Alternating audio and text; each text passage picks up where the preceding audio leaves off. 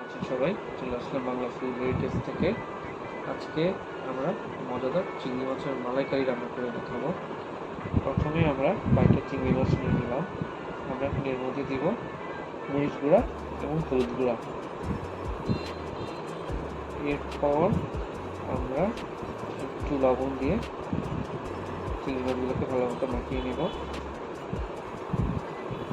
এখন আমরা একটা ফ্রাই প্যানে কিছুটা তেল নিয়ে আমাদের চিংড়ি মাছগুলো ভেজে নিব। আমাদের সবগুলো চিংড়ি মাছ দিয়ে দিলাম এর মধ্যে। এখন আমরা একটু উল্টিয়ে পাল্টিয়ে নিব। চিংড়ি মাছগুলো ভাজা হয়ে যাচ্ছে। এরপর আমরা একটা পাত্রে পেঁয়াজ দিয়ে ভালো মতো নেড়ে নিব। আমরা দিব আদা বাটা ও রসুন বাটা। ভালো মতো নেড়ে নিব। এর মধ্যে আমরা দিলাম 1 চা চামচ পরিমাণ মরিচ গুঁড়া, 1 চা চামচ পরিমাণ জিরা গুঁড়া। দুটো দিয়ে ভালো মতো নেড়ে নিচ্ছি। আমরা 1 চা চামচ হলুদ গুঁড়াও দিয়ে দিলাম এর মধ্যে। এটা দেওয়ার পর এখন আমরা নারকেলের দুধ দিব এই মধ্যে। আমাদের নারকেলের দুধ দেওয়া হয়ে গেছে। এখন ভালো মতো নেড়ে নিলাম। আমরা কিছুক্ষণ পর নারকেলের দুধ দিতে থাকবো।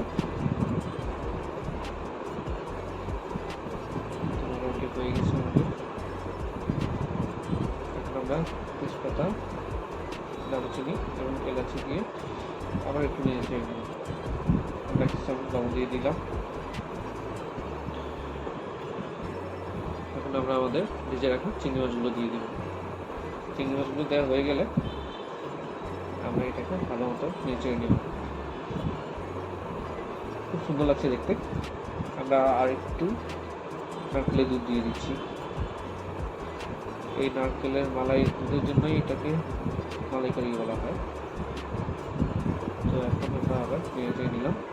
আমরা শেষ পর্যায়ে কিছু কাঁচামরিচ দিয়ে দেবো।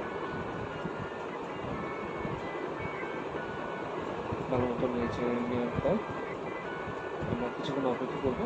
আমাদের মালাইকারিটা প্রায় শেষ হয়ে এসেছে। বাংলাদেশের খুবই কমন একটা ডিশ চিংড়ি মাছের মালাইকারি। তো আমরা আমাদের প্রসেসটা দেখালাম, কেমন হয়েছে জানাবেন। নতুন কোনো ভিডিও নিয়ে আপনাদের সামনে হাজির হব।